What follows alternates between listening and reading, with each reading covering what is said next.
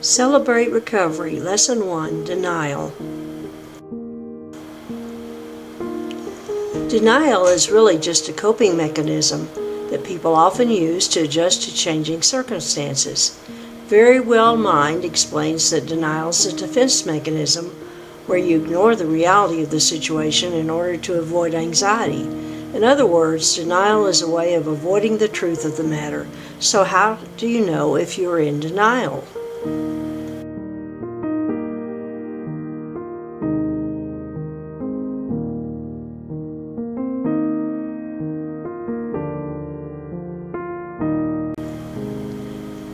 If you are in denial, you will not admit that you have a problem or confess to the truth of a situation. Instead, you will ignore the facts, pretending as if they do not exist. Another possible sign of denial is downplaying the consequences of a situation or problem. You might say something like, "I don't have a problem. It's not that big of a deal. That really isn't a serious issue. Things will improve with time. I can quit anytime I want."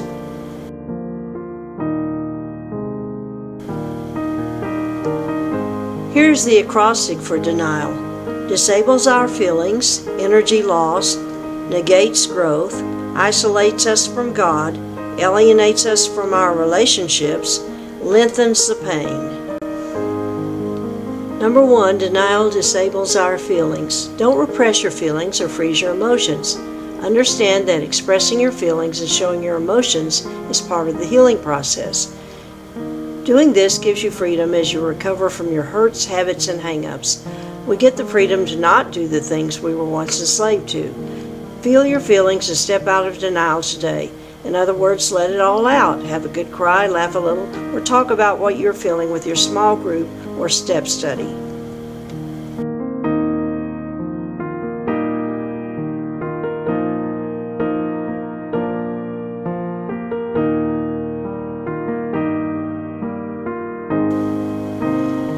Number 2, denial can cause anxiety.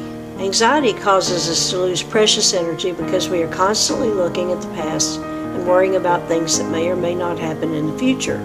We may even dread the future, which makes it hard to enjoy the life that God intended for us to live. Therefore, we should be mindful and focus on the present, the place where positive change can occur. Practice the art of mindfulness to stay in the present moment so that you can address your changes.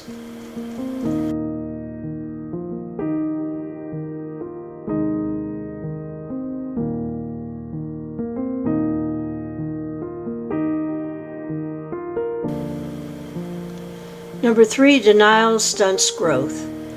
We need to admit it all because we're as sick as our secrets. It's not possible to grow in recovery and in your relationship with Christ if you can't step out of denial and into the truth. I know you want to start healing from your hurt, habit, or hang-up as soon as possible. So go ahead and take this step and ditch denial so that you can get closer to precious recovery.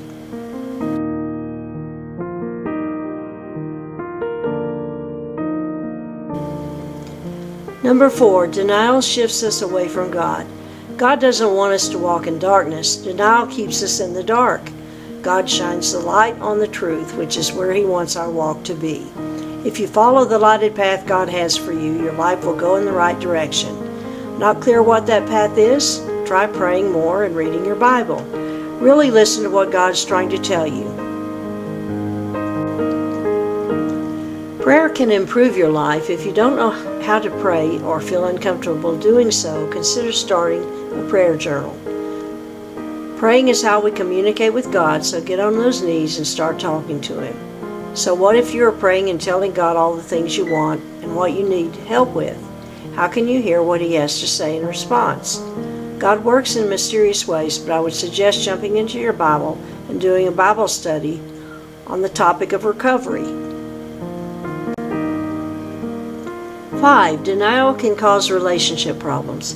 We falsely believe that we are getting away with something when we go through denial. People know the truth, so we might as well stop lying to each other and fess up. If they don't know all of your secrets, you are probably wearing them on your sleeve. In other words, they know something is up. You might as well be honest. Honesty can free you.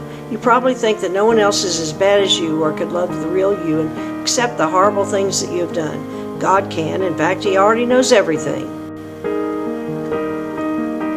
Plus, you may be surprised to learn that many people have the same or similar hurts, habits, and hang-ups. Your Celebrate Recovery group is there to encourage and support you along your path. Denial actually alienates us from our relationships because we think people don't know about the terrible things we have done, which isolates us. Sometimes you have to take the risk of rejection and trust that your new Christian friends will understand and listen when you talk about what you've been through.